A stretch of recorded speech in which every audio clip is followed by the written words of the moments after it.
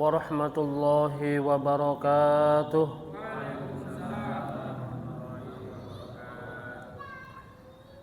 Alhamdulillahi rabbil alamin. Wa bihi nasta'inu ala umurid dunya waddin. Wassalatu wassalamu ala asrafil anbiya'i wal mursalin Nabiyyina Muhammadin sallallahu alaihi wasallam wa ala alihi wa sahbihi ajma'in wa man tabi'ahum bi ihsanin ila yaumiddin.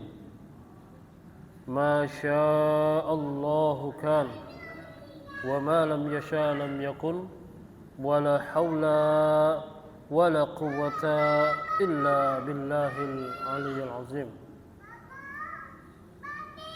Para ikhwan, akhwat yang dirahmati Allah Subhanahu wa taala, taklim kita ini malam hari ini sangat istimewa karena berlangsung di tengah gegap gempita orang merayakan sesuatu yang mereka sendiri nggak paham. Benar ya? Sebenarnya apa maksudnya dia merayakan tahun baru? Apakah merayakan pergantian tahun? Setiap tahun pun berganti. Apakah merayakan sesuatu yang berubah? Ternyata hidup masih begini-begini saja. Terbawa situasi. Jadi mereka sendiri nggak paham, yang penting jedar-jedor senang, seru. Ada petasan, anak-anak seneng. Tapi kan yang kita ya nggak tahu kan apa maksudnya. Satu petasan itu berapa sih harganya? 8.000, 10.000 itu ya. Wah, sekali jedor kebakar. Nah, mending buat makan bakso kenyang, bermanfaat. Saya sampai lupa tadi, kenapa ini kok banyak tukang petasan? Oh iya, ternyata tahun baru Masehi. Jadi karena kita memang nggak pernah memperhatikan, jadi nggak terlalu open ya dengan hal-hal semacam itu. Nah, karena malam hari ini situasinya juga adalah situasi yang khusus, ya, di mana sekeliling kita sedang merayakan.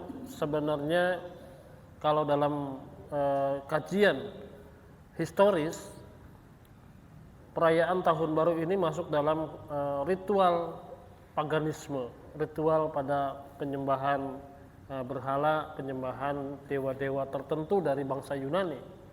Jadi sebenarnya nggak ada kaitannya dengan kesenangan pergantian tahun, tidak. Jadi mengapa diambil tahun baru Masehi, tahun matahari? Jadi matahari itu dalam mitologi Mesir dan Yunani adalah salah satu dewa tertinggi. Kalau di Mesir namanya dewa Ra. Dewa Ra itu dewa matahari. Amun-Ra.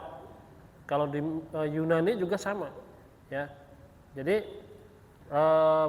banyak sekali kegiatan-kegiatan perayaan di sekitar kita yang dirayakan oleh saudara-saudara kita kaum muslimin, tetapi mereka nggak tahu bahwa di balik itu ternyata ada satu ritual-ritual tersembunyi yang bisa mengotori akidah mereka. Setidaknya hal tersebut sudah menjadi satu hal yang menunjukkan bahwa kita sedang meniru kebiasaan orang-orang ahlul kitab, orang-orang penyembah berhala dan orang-orang non-muslim. Jadi perlahan kebiasaan ini sudah dari dulu ya, sudah ada. Tetapi memang harus kita sampaikan bahwa memang tidak selayaknya umat Islam ini merayakan sesuatu yang bukan hari rayanya. Tahun baru, apalagi Natalan, beda, itu bukan hari raya kita, itu hari rayanya agama lain. Buat apa ikut bergembira? Apalagi tahun baru. Ya, sudah jelas bukan agama Islam, bukan tahun baru Islam. Kalau mau merayakan, rayakanlah tahun baru Hijriah. Tahun baru Islam, Muharram, nah itu baru pas, ya.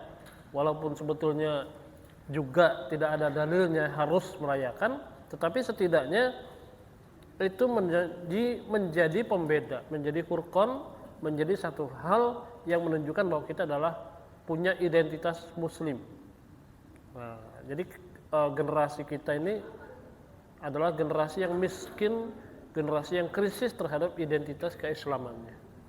Kadang-kadang anak-anak muda sekarang nih agak-agak takut kalau pakai baju koko di tengah lagi kuliah, itu jarang. Atau lagi di mall itu jalan pakai baju koko, jarang, kecuali pas hari Ramadan ya, Lebaran itu kan, itu juga pamer baju sebetulnya, bukannya lagi karena menunjukkan identitasnya sebagai muslim. Nah ini kita hari ini coba membahas mengenai surat yang menunjukkan kemurnian tauhid, yaitu surat Al-Ikhlas. Coba dibuka surat Al-Ikhlas. Kalau yang nggak dibuka nggak apa-apa, udah hafal saat dari kecil. Satu hari bisa 5 kali baca Al-Ikhlas gitu ya. Surat favorit. Jadi kalau nggak hafal yang lainnya boleh. Yang penting surat Al-Ikhlas hafal. Al-Fatihah sama Al-Ikhlas. Nah, ibu-ibu ada yang nggak hafal Al-Ikhlas, Bu? Ada? Waduh. Mikirin utang ya, utang dipikirin, jangan dipikirin utang dibayar. Ya, sama Bu pusingnya kalau soal mikirin utang mah ya. Tapi dipusing-pusingin juga nggak kebayar juga, ya udahlah, mending mikirin pelajaran aja yuk. Baik, sudah dibuka semuanya. Mengapa surat ini disebut surat Al-Ikhlas? Al-Ikhlas itu asal katanya ikhlas, kholasa, yakhlisu, ikhlas. Yang maknanya adalah, makna aslinya ikhlas itu adalah memurnikan. Jadi memurnikan madu yang kotor. Jadi kalau orang Lampung tahu nih cara ngambil madu, ya, dari sarang atau dari pohon, ambil sarangnya. Nah itu kan masih ada kotoran-kotoran. Nah itu madu itu disaring lagi sampai kotorannya betul-betul tidak lagi ada dalam madu. Jadi kalau masih ngelihat madu ada kotoran-kotorannya, nah itu belum bersih, belum ikhlas, gitu ya. Kalau dalam bahasa belum ikhlas. Nah, artinya apa? Surat ini adalah surat yang memurnikan makna tauhid yang Allah sebutkan dalam ayat-ayat lainnya dalam Al-Quran. Di surat ini Allah rangkum, Allah ringkaskan apa sebetulnya tauhid itu. Maka kata Rasulullah, apabila engkau membaca surah Al-Ikhlas, maka itu sudah sepertiga dari isi Al-Quran. Tapi juga jangan, kalau gitu ngapain ikut ODKK ya. Udah, baca aja Al-Ikhlas 3 kali sehari, udah tuh langsung hatam sehari. Bukan itu maksudnya. Begini, yang dimaksudkan sepertiga Al-Quran, bahwa dalam Al-Quran itu sepertiga isinya adalah bicara mengenai tauhid.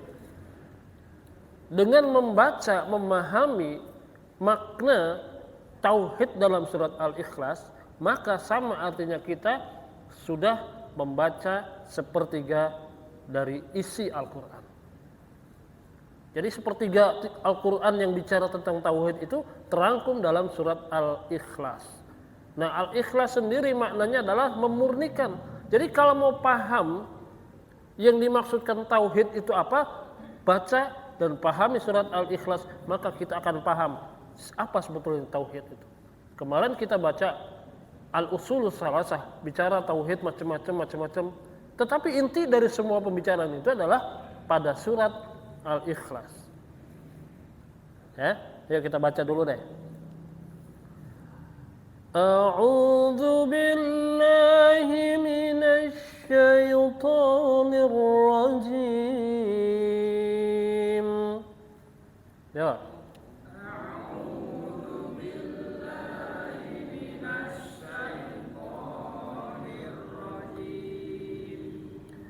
Bismillahirrahmanirrahim. Bismillahirrahmanirrahim. Nah, Nah, ini hati-hati bacanya, makhrajnya perhatikan. Qul huwallahu ahad.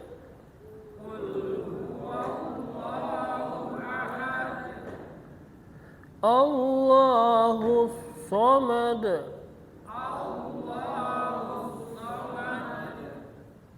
Lam yalid wa lam yulad.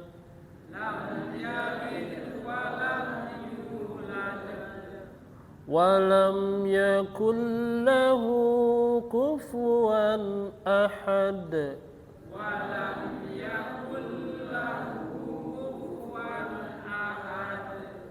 Ya, kata ahad diulang 2 kali, di awal ayat dan di akhir ayat.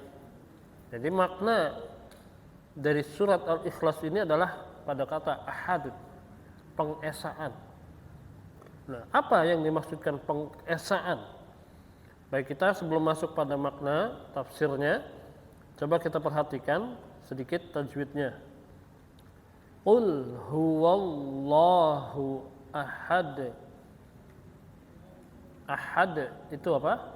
Dibaca qalqalah.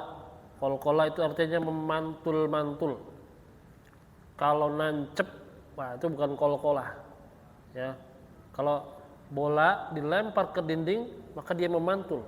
Nah, itu artinya qalqala yuqalqilu, dia memantul, membalik.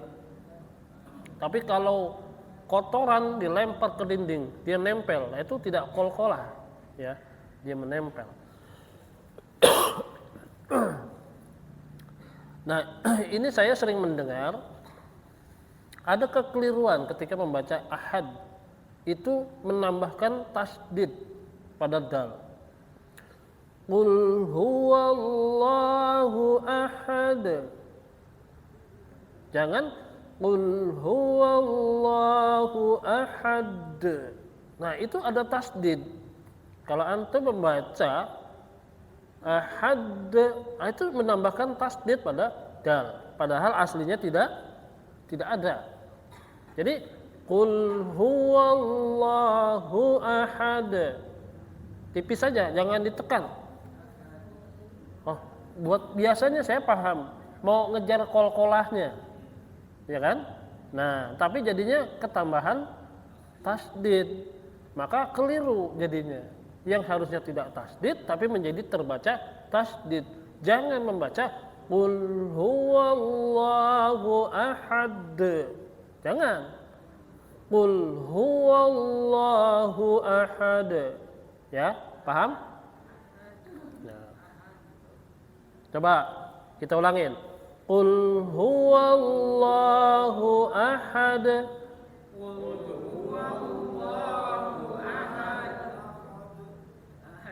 Hilang, Rudi hilang, Rud. Malah hilang qalqalahnya, ya. Nah, karena tadi ditasdidkan muncul, nah begitu tasdidnya hilang, qalqalahnya ikut hilang. Nah, itu juga keliru, ya. Allahu samad, Allahu itu dibaca. Saya juga ingin mengkoreksi bacaan Allah. Tafkhim pada Allah, kalau lillah itu tartiq, tipis. Kalau tafkhim Allah, tapi jangan loh, ya, jangan loh. Nah, tapi Allah tidak terlalu o, jangan terlalu o, jangan terlalu a, tengah-tengahnya. Coba Allah, jangan loh, Allah. Allahus samad. Nah, apalagi Allah. Aduh, ngawur. Bukan o, jangan mengawali dengan o, tapi a, ya. Allah. Oke ya. Coba ulangin. Alhamdulillah sudah nggak ada yang o, ya. Dari a mulainya. Lam yalid wa lam yulad.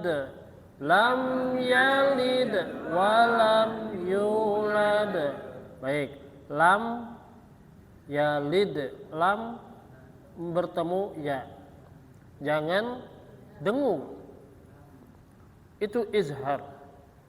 Ya. Izhar syafawi. Dia harus jelas, tidak boleh lama-lama. Lam yalid. Keliru. Bagus tapi salah. Lam yalid. Kelamaan. Lam yalid wa lam yulad. Nah, jadi walaupun dia mim mati, tapi lihat huruf sesudahnya. Kalau dia sama-sama mim, nun atau ba boleh agak lama. Tapi kalau selebihnya itu izhar. Dia tidak boleh terlalu lama transitnya. Lam yalid wa lam yulad. Ya. Wa lam yakul lahu kufuwan ahad.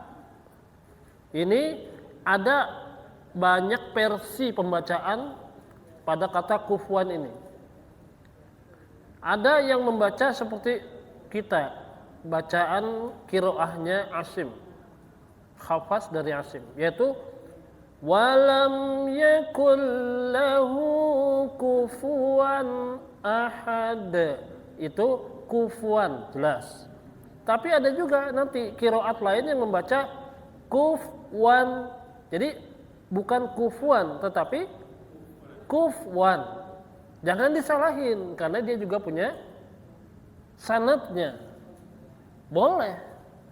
Selama dia bisa bertanggung jawab, ini siapa? Bacaan dari mana? Nah, silakan. Jadi kalau antum nanti dapat sanad bacaan kufwan ahad bisa dipakai. Tetapi syaratnya konsisten. Jangan qiraatnya ganti-ganti. Kalau mau satu, qiraat satu saja. Ya. Jangan bikin bingung orang. Saya kemarin bacanya gitu, sekarang begini. Ya itu nggak boleh kayak gitu. Satu, tapi bertanggung jawab. Jadi perbedaan qiraat ini cukup kita ketahui. Bukan diambil semuanya, bacaan itu bukan. Ya ambil satu yang ingin kita pakai, udah itu. Kalau perlu berguru sampai sanadnya dapat, nah itu bagus. Nah, tapi kan nanti kalau dapat ada qiraat dari Kufi juga ada, qiraat dari Persia ada, qiraat dari Madinah dan Mekah itu bisa berbeda. Kenapa? Karena gurunya berbeda. Mekah kebanyakan mengambil dari Ibnu Abbas. Kemudian dari daerah Syam itu kebanyakan dari Ibnu Mas'ud, Abdullah bin Mas'ud. Ya, kalau di Madinah itu kebanyakan dari sahabat Abdullah bin Umar dan banyak lagi sahabat lain, termasuk Abu Hurairah pun juga punya. Ya, jadi memang qiraat para sahabat itu banyak macam-macam. Tapi ada satu qiraat yang oleh Rasulullah dikatakan mirip seperti waktu turunnya, yaitu bacaannya sahabat Abdullah bin Mas'ud. Pernah satu hari Rasulullah minta dibacakan Al-Quran oleh sahabat Abdullah bin Mas'ud. Surat An-Nisa ayat ke berapa itu saya agak lupa. Nah, beliau mendengarkan. Awalnya Ibnu Mas'ud, masa ya Rasul, saya membacakan Quran kepada orang yang diturunkan Al-Quran kepadanya. Gak apa-apa kata Nabi, saya ingin mendengarnya dari lisan orang lain. Nah, setelah Abdullah membacakan ayat yang diminta Rasulullah, Rasul menangis, cukup. Hai Ibnu Mas'ud, apa kata Rasulullah? Jika kalian ingin mendengarkan bagaimana bacaan Al-Quran sebagaimana dia diturunkan oleh Jibril, maka ikutilah bacaan Abdullah bin Mas'ud. Nah, maka sekolah tinggi kita namanya Sekolah Tinggi Al-Quran bin Mas'ud, Abdullah bin Mas'ud, STQABM. Itu mengambil landasan dari hadis tersebut. Ya, jadi maksudnya adalah supaya yang belajar di sana punya sanad kepada Abdullah bin Mas'ud. Nah, Abdullah bin Mas'ud punya sanad pada Rasulullah dan Rasul menjamin bacaannya yang sama persis seperti dia diturunkan masih murni. Nah, itu adalah bacaannya Abdullah bin Mas'ud. Ya seperti yang kita baca sekarang ini. Sama. Ya. Itu kebanyakan mengambil dari Hafs, Imam Asim, Hafs dan di atasnya adalah sahabat Abdullah bin Mas'ud. Jadi para imam-imam qiraat itu banyak berguru pada para sahabat. Baik, kita masuk kepada sedikit ya pembahasan Qul huwallahu ahad. Katakanlah huwa, dialah Allahu, Allah, ahadun. Apa ahad? Esa. Aduh, maaf nih. Nanti diedit ya batuknya. Kalau di siaran langsung susah ngeditnya, nggak bisa. Nah. Ahad itu maknanya adalah satu yang tidak ada duanya dan tidak ada nolnya. Paham nggak? Jadi tidak ada sebelumnya dan tidak ada sesudahnya. Tunggal. Kalau bahasa Jawa tunggal. Tunggal. One itu masih kadang-kadang ada zero ya. Tapi kalau ahad asal katanya wahid. Kalau wahid masih ada sebelumnya.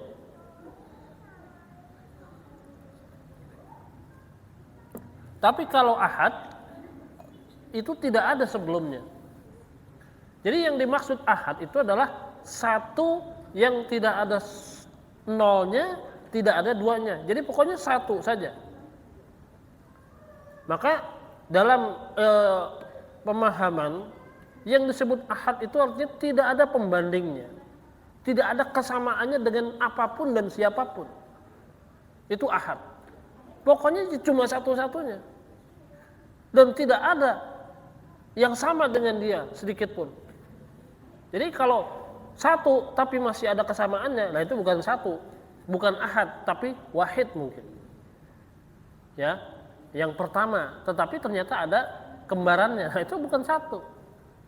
Kayak ini, meja ini satu, tapi ada nggak samaannya? Ada. Di depan kita satu, tapi dia bukan ahad, tetapi wahid.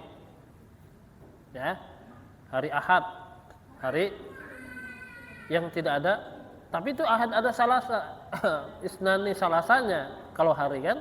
Nah, tapi yang dimaksud Qul huwallahu ahad adalah katakanlah dialah Allah yang maha ahad. Maka karena dia ahad, dia tidak ada duanya, maka dia tidak ada juga sebelumnya. Tidak ada yang menciptakan Allah. Dan tidak ada juga yang setelahnya Allah. Karena dia adalah ahad. Jadi memahami tauhid ini adalah bahwa yang dimaksud ahadun dalam tafsir sebutkan ada 3 hal. Ada 3 hal. Ini mana? Ada spidol nggak situ? Ya.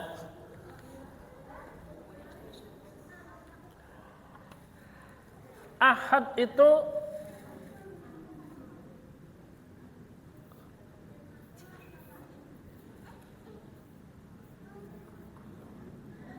dibagi menjadi 3 perkara, ya. Pada zatihi, ahad pada zatnya. Apa yang dimaksud dengan zatnya? Kalau ada yang sebut, Pak, ini barang satu-satunya, nggak ada lagi dibikin kecuali ini. Oke. Sekarang kalau ini satu, kita sebutkan gelas ini satu. Ini kita bicara ahad tentang zatnya. Ini 2, ada airnya. Ini yang dari pabrik kaca siapa? Pernah? Layar Rojikin. Yang bahan untuk membuat gelas ini apa? Apa saja? Pasir. Apa lagi? Gamping. Pasir, gamping. Udah bukan ahad. Sudah ada 2. Untuk membuat satu gelas ini butuh 2 paling enggak. Ada lagi? Apa? Dolomit. Tuh 3. Jadi bukan ahad. Ini walaupun terlihatnya cuma 1 gelas bening, Tetapi dia dibuat bahannya itu zatnya dari minimalnya tadi disebutkan 3 bahan. Maka dia tidak dapat disebut ahad. Maka ahad itu zatnya satu. Tidak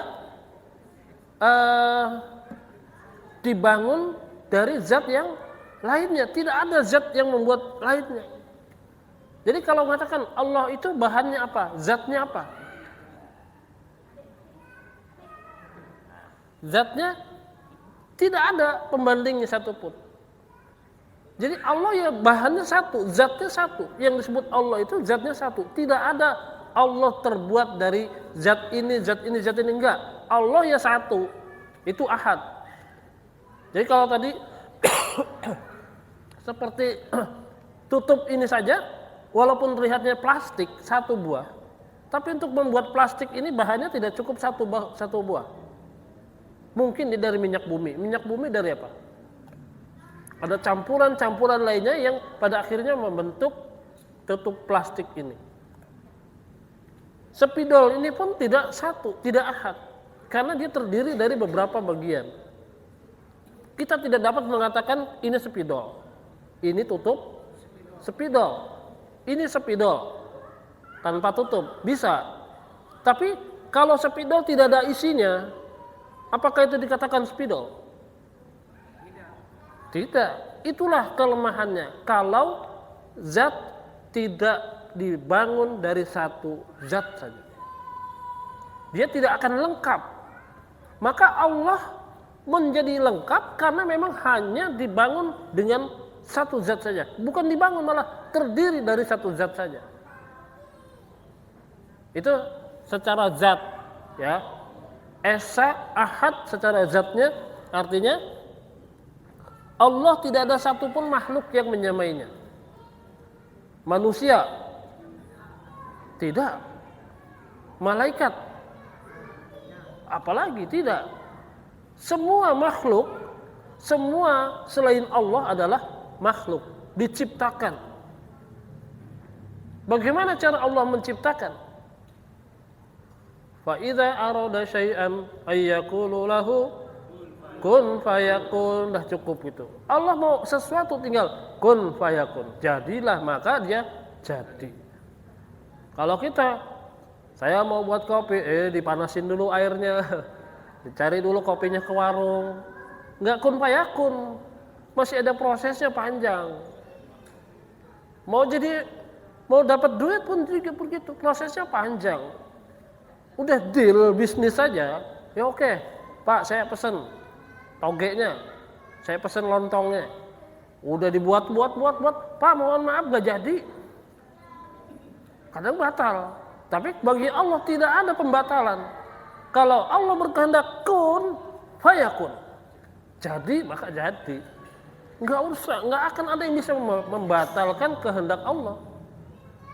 Tidak, karena Allah memang satu-satunya. Maka kalau Allah mau punya iradah, maka dia akan mewujudkannya dengan cukup mengucapkan kun. Alam semesta, langit, bintang, matahari, komet, semua bintang-bintang, jagat tata surya, itu hanya Allah mengatakan kun, maka dia jadi fayakun. Tetapi dalam teori kosmik mengatakan alam semesta itu diproses dari banyak ledakan, ada dari air, dari segala macam, ya. Tetapi hakikatnya proses itu adalah karena Allah mengatakan kun, maka alam bergerak membentuk dirinya sendiri. Membentuk dirinya sesuai dengan perintah Allah. Jadi esa pada zatnya artinya Allah memang tidak ada duanya, dengan apapun juga tidak bisa dibandingkan. Kalau Mas Karim, ya Abdul Karim ya? Bukan, Mas Andip, ada mungkin duanya, ya. Di sini satu, tapi nanti di tempat lain ada, bisa. Ada samaannya gitu kan? Ini Abdul Karim yang nggak ada duanya di sini nih. Tapi mungkin di Cilacap banyak ya. Baik ya.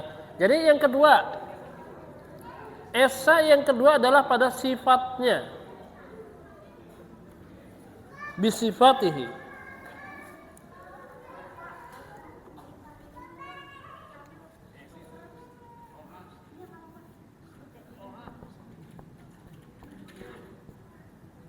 Esa pada sifatnya artinya Allah Subhanahu wa taala itu tidak ada juga yang menyamainya dalam sifat-sifatnya. Kalau manusia menyayangi anaknya, tetap tidak sama sayangnya seorang manusia dengan sayangnya Allah. Kalau manusia kadang sayang ada batasnya, tapi Allah menyayangi tidak berbatas. Dia akan menyayangi siapapun yang ingin disayangi. Akan dikasih makan walaupun dia maksiat. Kenapa? Itulah Rabb. Jadi sifat-sifat Allah itu tidak akan ada yang menyamai dengan makhluknya. Itulah esa pada sifatnya, ya. Kemudian esa pada perbuatannya. Jadi perbuatan Allah pun tidak ada yang menyamai. Jadi ahad itu terjadi pada tiga hal. Sifat zatnya, sifatnya dan perbuatan. Jadi kalau ada yang disebut Tuhan tapi masih ada samaannya, ada duanya, ada tiganya, itu bukan Tuhan. Tidak esa dia. Ya. Jadi maka dalam agama-agama di dunia, pelajaran mengenai teologi, hanya Islam yang betul-betul murni mengesakan Tuhannya. Betul-betul satu, nggak ada yang lainnya. Kalau yang lain ada satu Tuhannya, tapi di bawahnya ada pembantu-pembantu yang sifatnya sederajat dengan dianggap Tuhan. Nah, inilah yang membingungkan. Ya, banyak orang bingung dengan konsep keagamaannya sendiri. Bahkan dalam satu agama, saya nggak menyebut ini, takut disebut penodaan agama. Ada agama yang melecehkan secara tidak sengaja, melecehkan Tuhannya sendiri dengan sifat-sifatnya sama. Ada Tuhan kok nikah? Kok Tuhan nikah ya? Tuhan nikah. Bagaimana ceritanya? Bahkan Tuhan berhubungan badan dengan pasangannya. Ada resi nonton kemudian marah Tuhannya. Lah, nggak jelas ya, karu-karuan pokoknya lah. Lah, itu kan di luar logika. Kalau dalam Islam ahad artinya tidak akan mungkin Tuhan melakukan perbuatan yang sama dengan makhluknya. Nggak bisa. Jangan sama-samakan. Maka kalau kita menyamakan, ada yang mengatakan, maaf nih ya Pak Jenderal, jangan tersinggung, Tuhan kita bukan orang Arab, itu keliru. Memang secara sekilas tidak salah kalau dipisah-pisah, Tuhan kita bukan orang Arab. Tapi kalau itu disatukan, maka akan menimbulkan kekeliruan makna dalam hal tauhid. Kenapa? Karena kalau sudah disebut ahad, artinya Allah itu tidak boleh disamakan dengan makhluknya, termasuk mengorangkan, menyamakan sifat-sifat orang terhadap Allah. Tuhan kita bukan orang, ya memang bukan. Orang Arab, orang Amerika, orang Indonesia apalagi bukan, karena memang Tuhan bukan orang. Allah itu bukan orang, maka tidak layak disematkan sifat-sifat keorangan. Sifat orang apa? Lapar, haus, pengen nikah, ya kan? Itu orang. Maka Allah tidak punya sifat begitu. Maka ayat selanjutnya, Allahus Samad, Allah lah tempat meminta. Karena memang Allah satu-satunya zat, satu-satunya yang berkuasa, maka tidak ada tempat lain yang dapat kita meminta kecuali kepada Allah. Kenapa? Karena yang lain sama statusnya. Kalau Allah pencipta, malaikat, alam semesta, neraka, surga itu adalah makhluk ciptaan. Diciptakan oleh Allah, maka tidak ada kekuatan bagi mereka kalau Allah tidak berkehendak. Maka tidak layak kita menyembah selain Allah. Karena Allah lah Allahus Samad. Maka keliru kalau kita menggantungkan rezeki itu kepada makhluk. Nggak boleh. Ini melanggar asas ketauhidan. Ketika kita membaca Allahus Samad, kita sedang menggantungkan harapan kita, keinginan kita, permohonan kita hanya kepada Allah. Jangan sekali-kali menggantungkan kepada makhluk. Ibu-ibu, jangan bergantung kepada suami. Bapak-bapak, jangan bergantung kepada istri. Karena tempat bergantung kita hanyalah Allah. Itulah makna ahadun dan menjadi tempat as-samad. Jadi tauhid kita adalah tauhid yang betul-betul murni, mengikhlaskan tauhid kita, iman kita hanya untuk Allah Subhanahu wa taala. Jadi kalau kita merasa masih bergantung pada manusia, maka kita belum ikhlas dalam tauhid kita. Belum murni. Kalau masih merasa bergantung, wah, saya mah bergantung, kalau nggak punya dunia nggak bahagia. Nah, itu artinya belum ikhlas tauhidnya. Masih bergantung kepada sesuatu yang sifatnya fana. Harta itu kan fana, akan hancur, lenyap. Kita bergantung kepada sesuatu yang lenyap, yang akan sirna, maka kita akan kecewa. Kita bergantung kepada sesuatu yang akan mati, maka kita akan kecewa. Maka bergantunglah hanya kepada Allah. Bahkan rezeki yang sudah di depan mulut pun, kalau kita menganggap itu sudah rezeki kita, Allah belum berkehendak, nggak bakal masuk ke mulut. Ada aja caranya. Lagi makan, mau masuk ke mulut, anaknya lewat, tuk, nggak jadi makan. Udah enak-enak tuh, moodnya hilang, udah nggak jadi makannya. Bukan rezeki, Pak. Bukan rezeki. Maka bergantunglah hanya kepada Allah. Bismillahirrahmanirrahim. Ucapkan bismillah mau makan, nanti Allah melindungi. Jadi rezeki masuk ke mulut. Begitu. Jangan bergantung kepada sesuatu yang sama-sama makhluk.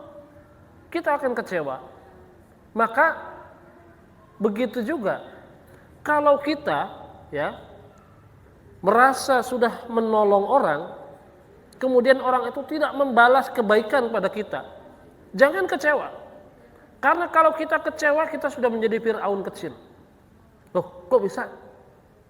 Ayo, kenapa bisa begitu? Kalau kita menolong anak kita, membiayai anak kita, kemudian nanti anak itu tidak berbakti pada kita, kita marah, kita kecewa, maka itu tidak menjadi ibadah buat kita. Tidak dinilai sebagai ibadah. Kenapa? Karena kita merasa kitalah yang sudah membiayai, memberikan dia rezeki. Salah. Yang memberikan rezeki Allah. Kita cuma kelewatan doang. Jangan merasa kita punya sumbangsih yang hebat. Tidak sama sekali. Kalau Allah tidak berkehendak, nggak akan jadi. Uang itu nggak akan sampai. Maka jangan merasa kita punya sumbangsih yang hebat. Kalau kita menolong orang kelaparan, kemudian dia merasa kita tidak punya andil sama sekali. Wah, kurang ajar. Disia-siakan bantuan saya nih. Saya dianggap nggak pernah bantuin. Padahal kalau saya nggak bantu tuh, mati dia. Wah, Fir'aun. Benar.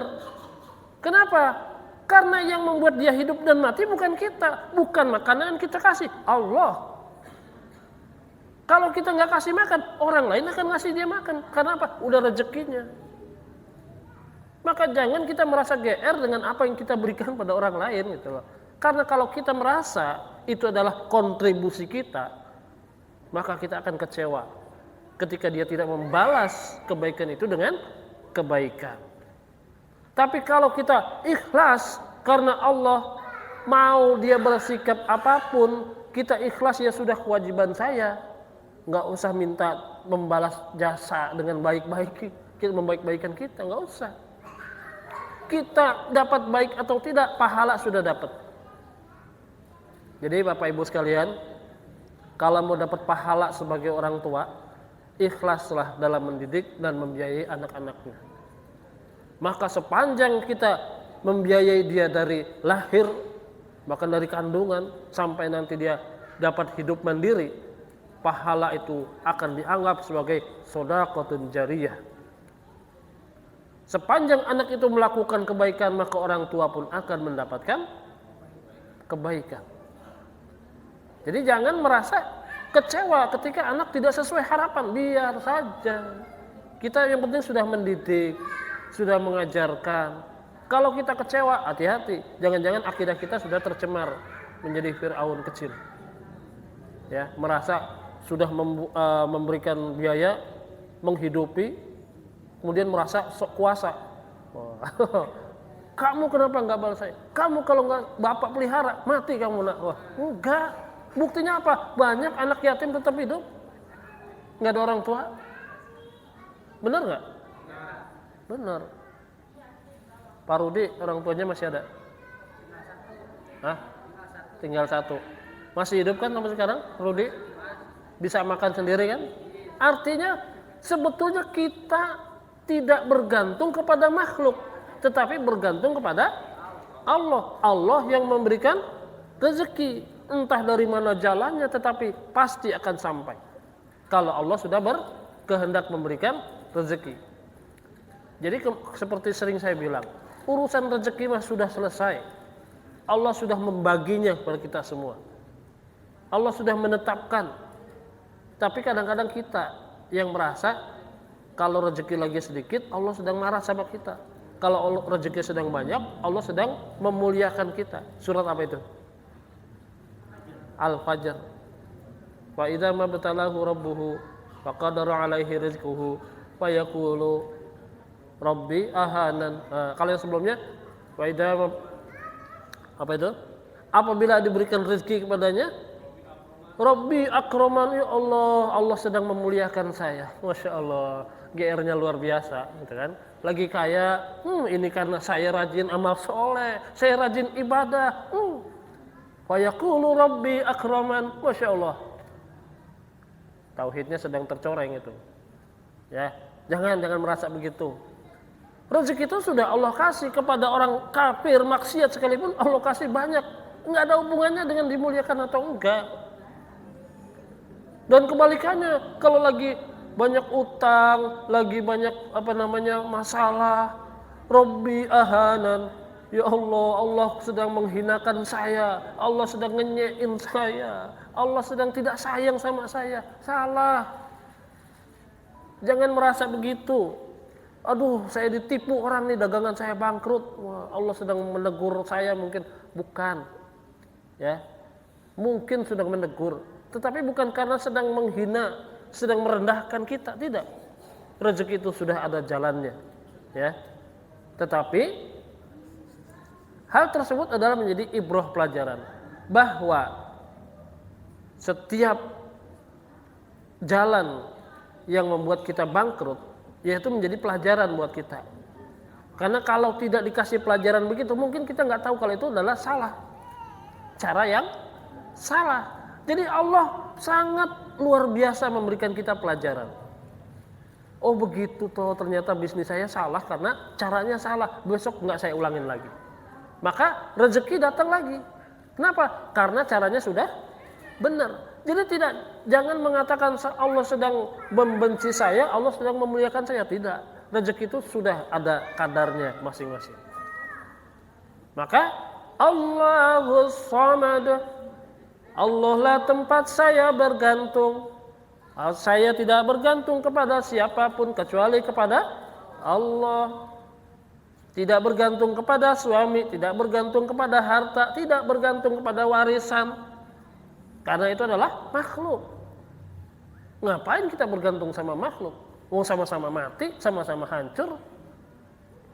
Kalau nanti kita bergantung pada kekayaan orang tua, ternyata disita umpamanya, kekayaannya disita sama negara. Terus dapat apa kita? Hancur, binasa. Maka Allahus Samad artinya kita memerdekakan diri untuk tidak bergantung kepada makhluk, tapi hanya bergantung kepada Allah Subhanahu wa taala. Ini makna tauhid. Ya, al-ikhlas artinya memurnikan tauhid hanya untuk Allah.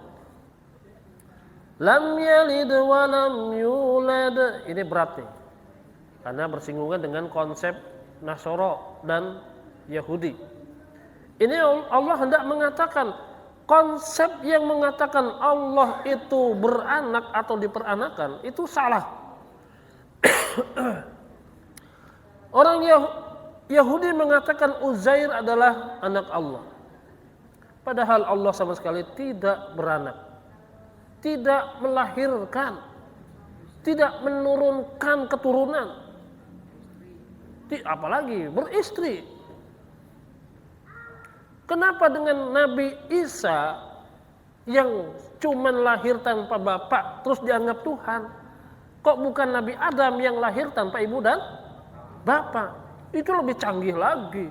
Nggak punya ibu, nggak punya bapak, bisa lahir. Wow, hebatnya tuh. Ya kan? Lebih hebat mana? Tapi kenapa Adam nggak nggak disembah sebagai Tuhan? Nah ini logika nih, kita main logika. Bolehlah nanti kalau yang orang Nasrani mau diskusi ya silahkan. Tetapi ayat ini sesungguhnya menegaskan Allah itu tidak beranak dan tidak diperanakan. Allah bukan anaknya siapa-siapa dan tidak punya keturunan siapa-siapa, maka tidak ada yang diwariskan. Dari Allah tuh nggak mewariskan kepada anaknya, nggak ada.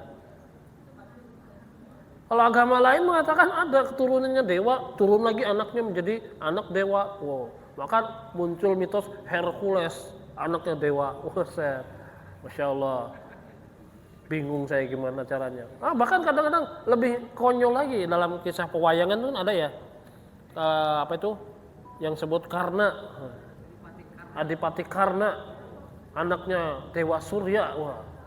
Gimana caranya Dewa Surya kok punya anak manusia? Nah, kan bingung kan? Mal dewa masih perlu berhubungan dengan manusia. Jadi kalau konsep di luar tauhid itu memang membingungkan. Maka Islam mengikhlaskan, memurnikan konsep tauhid yang namanya Tuhan, yang namanya Allah itu tidak beranak dan tidak juga anaknya siapa-siapa. Allah tidak punya ibu, tidak punya bapak dan tidak punya anak. Allah Ahad. Dan tidak akan ada selamanya. Lam yalid wa lam yulad wa lam yakul lahu, ini dituntaskan di terakhirnya. Wa lam yakul lahu kufuwan ahad, dan tidak ada pun yang serupa dengan dia. Artinya dalam sifat ahadnya Allah tidak ada satupun yang diserupakan, yang serupa, menyerupai atau diserupakan.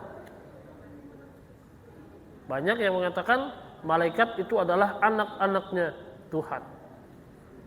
Maka Islam mengatakan lam walam yakul lahu kufuwan ahad. Nggak bisa, nggak ada, walaupun itu malaikat suci sekalipun nggak punya dosa, dia bukan anak-anak Tuhan. Berbeda sifatnya, zatnya dan perbuatannya beda. Kalau kita kenal 10 malaikat, tugasnya aja beda. Kalau namanya malaikat Zabaniyah, kerjanya apa? Menjaga neraka, mukulin ahlun neraka. Itu aja kerjaannya. Itu apa? Cuma satu malaikat kerjaannya. Ada yang di surga cuma ngasih salam doang kepada orang yang masuk, assalamualaikum. Udah gitu aja kerjanya. Ada malaikat yang ditugaskan cuma bertasbih ada sekeliling aras. Ada malaikat yang ditugaskan menurunkan hujan. Ada malaikat-malaikat yang ditugaskan untuk menjaga kita setiap hari. Ada. Jadi bagaimana bisa disamakan para malaikat itu sebagai Tuhan kalau mereka kerjanya cuma satu? Sementara Allah ahad dalam perbuatannya. Kalau Allah mau sesuatu nggak perlu kayak gitu-gitu. Cukup kun, jadilah, maka terjadilah.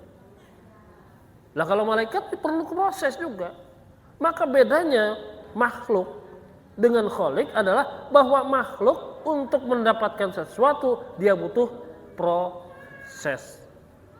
Tapi kalau Khalik, Tuhan tidak perlu. Dan itulah ahadnya Allah. Allah tidak perlu untuk memproses sesuatu menjadi ada, tidak butuh repot. Tapi kalau kita hanya segelas kopi saja, itu repot. Kalau kopinya ada. Kalau kopinya nggak ada, beli dulu ke warung. Kalau duitnya ada, kalau nggak ada, nunggu gajian. Kan repot. Jadi, kalau manusia itu repot prosesnya. Maka tidak akan ada sama sekali proses tauhid, proses ahad dengan proses yang Allah kehendaki terjadi itu berbeda. Manusia menginginkan sesuatu maka prosesnya panjang. Tapi kalau Allah menginginkan sesuatu, dia cukup mengatakan kun fayakun. Maka jangan pernah kita ragu terhadap apa doa-doa kita terhadap Allah Subhanahu wa taala. Karena Allah pasti akan mengabulkan. Tapi ada irodahnya Allah, keinginannya Allah kepada kita. Nih, coba benar nggak mintanya? Sungguh-sungguh nggak? Nih, jangan-jangan sekarang minta ini udah berubah lagi besoknya nggak pengen. Yang Allah pengen itu kita betul-betul sungguh-sungguh dalam memintanya. Sampai nangis-nangis, sampai betul-betul menitikkan air mata. Tunjukkan kesungguhannya. Nanti Allah akan proses. Entah kapan, tapi yakinlah Allah menjawab doa kita. Ya, kalau nggak yakin ya repot. Mau gimana lagi namanya orang nggak yakin? Benar nggak? Kalau udah yakin, tunggu aja, pasti satu saat akan terjadi. Jadi kadang yakinnya orang tuh nggak konsisten masalahnya, nggak istiqomah dengan keyakinannya sendiri. Yakin, entar dulu, mau masuk surga, benar, mau. Apa kata Allah? Apakah Allah akan membiarkan kalian masuk surga begitu saja? Tidak. Lihat dalam Quran surat Al-Furqan, surat Ali Imran itu ada. Allah tidak membiarkan kita masuk surga begitu saja sebelum diuji. Enak aja memang masuk surga. Jangan-jangan memang nggak mau, cuman apa sekedarnya aja kan? Nggak tahu surga itu apa. Coba diuji dulu kesungguhannya masuk surga. Diuji sama Allah. Dikasih cobaan kepada kita, musibah segala macam. Masih nggak istiqomah dengan imannya? Mau nggak masuk tengah-tengah surga? Man aroda buhatal jannah wal yalzamil jamaah. Barang siapa ingin tinggal tengah-tengah surga, maka tetapilah jamaah. Entar dulu. Benar mau tinggal tengah-tengah surga? Benar? Benar kan nih? Wah, Allah uji. Istiqomah nggak dalam jamaah? Nah, kalau nggak istiqomah, wah berarti bohong.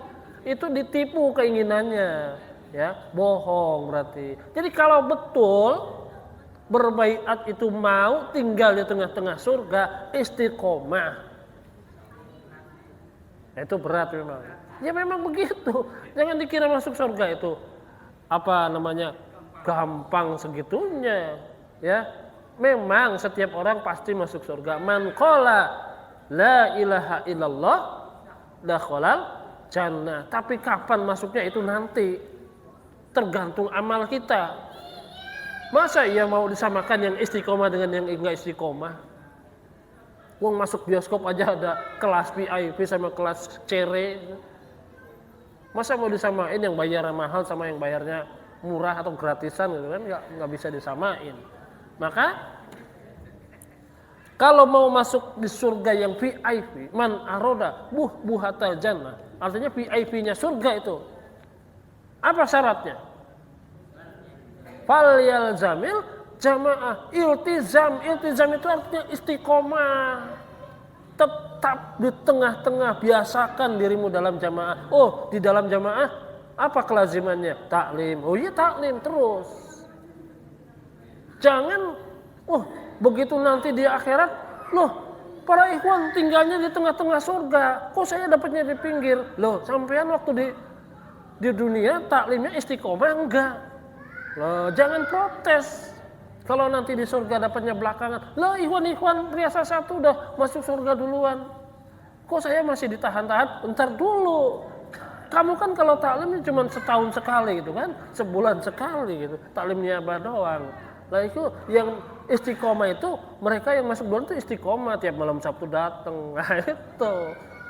Jadi kalau mau mendapatkan tengah-tengahnya surga, fal yalzamil jamaah, istiqomah, ya, taklimnya, infaknya, kehadirannya, ketertibannya. Karena dengan keistiqomahan itulah Allah akan menilai usaha kita benar atau enggak. Kalau kita enggak istiqomah ya artinya enggak benar. Apa sih istiqomah itu? Tetap konsisten. Berjalan, kalau diem di tempat itu istiqomah enggak? Hah? Enggak. Jadi istiqomah itu harus maju. Betul kan? Kalau kita enggak maju, diem di tempat, udah beat. Udah diem aja itu kan. Udah pokoknya udah tercatat sebagai ikhwan, udah aman itu, masuk surga. Enak aja. Udah beat, enggak ada amal solehnya, enggak ada kebaikannya, infaknya enggak ada, taklim enggak, nyambung sama ikhwan enggak. Giliran meninggal, pengen diaku ikhwan loh. Tolong dong jamaah kirimkan ikhwan untuk ngurus pemakaman saya, pemakaman beliau. Pernah taklim enggak? Enggak, ya Allah. Ya sudahlah, biar gimana pun itu ikhwan urusin. Tenang aja. Ya. Selama belum khorat diurusin insyaallah. Jangankan yang ikhwan jarang taklim, yang belum baiat saja diurusin boleh, nggak apa-apa ya. Tetapi maksudnya begitu. Jadi kembali kepada masalah tadi, keesaan Allah itu. Jadi ahad adalah memurnikan hati kita, tauhid kita dalam mempercayai Allah Subhanahu wa taala. Jadi Allah itu tidak ada duanya.